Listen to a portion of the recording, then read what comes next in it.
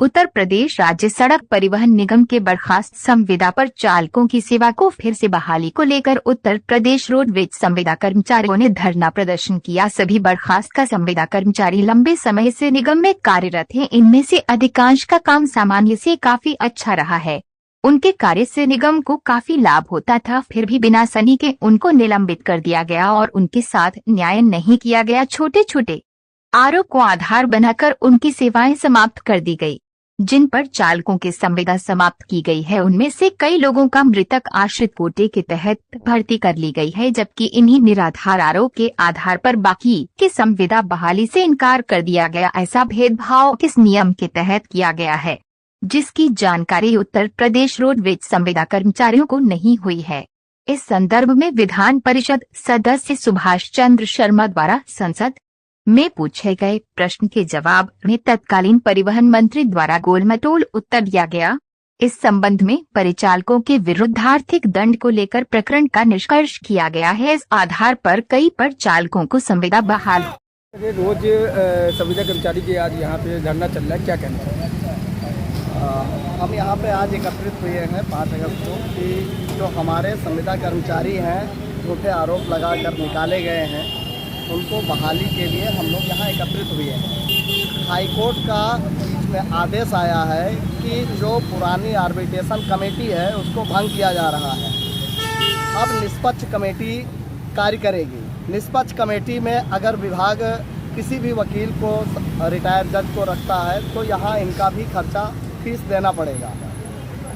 हम लोग इस बात को लेके कह रहे हैं कि जब कमेटी आपकी भंग हो गई, रीजन के आरएम लोगों ने कोई ऐसा निर्णय नहीं लिया, तो मुख्यालय ही 2009 का जो आदेश पीपी पांडे जी का था कि दंड लेके पुनः बहाल कर दिया जाए।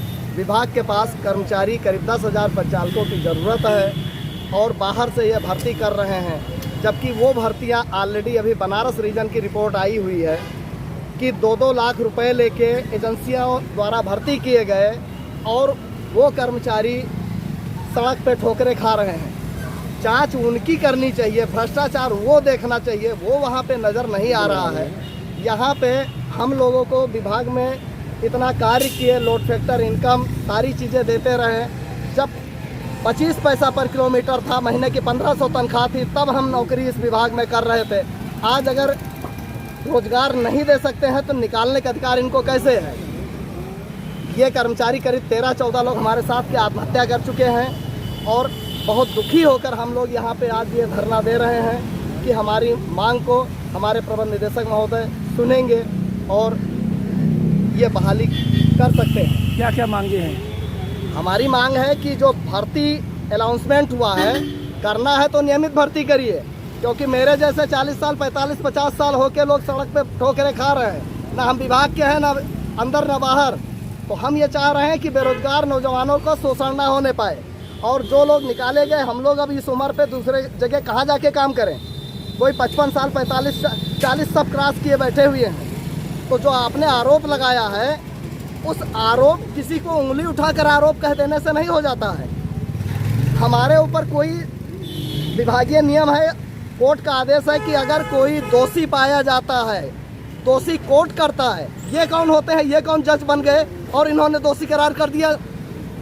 यहाँ पे जब करोड़ों का घोटाला होता है, वाल्वो घोटाला हुआ, चेचिस घोटाला हुआ, भर्ती घोटाला हुआ, तब इनको नहीं समझ में आता है संविदा कर्मी ही शोषण है, जिसके बदौलत ये बैठ के मुख्यालय में रोटी खा रहे हैं। इतना कैसे बेशर्मी हो सकती है? आज हमको यहाँ मुख्यालय के बाहर कर दिया। हम 12 साल 14 साल काम करके इस बिल्डिंग को बनवाए, आज हम बाहर सड़क पे बैठे हैं। लेकिन हम शांतिपूर्ण धरना देंगे और माननीय मुख्यमंत्री जी तक इस बात को पहुंचाएंगे कि आपके अधिकारी किस स्तर तक पहुंच गए। आपकी मांगे नहीं पूरी होती तो अगला कदम क्या होगा? अगला कदम यहाँ पे हमारे लोग बैठे हुए हैं और अध्यक्ष महामंत्री नहीं, सामूहिक निर्णय लेंगे। अगर आज शाम तक ये निर्णय नहीं आएगा तो घर परिवार, रिश्ता नाता, हर किसी को लाके इस मुख्यालय पे खड़ा करेंगे। हम छोड़ के भागने वाले नहीं हैं और ये अनिश्चित काल में भी बदल सकता है। आज शाम को सार्वजनिक रूप से यह बैठक होकर निर्णय लिया जाएगा। ठीक है।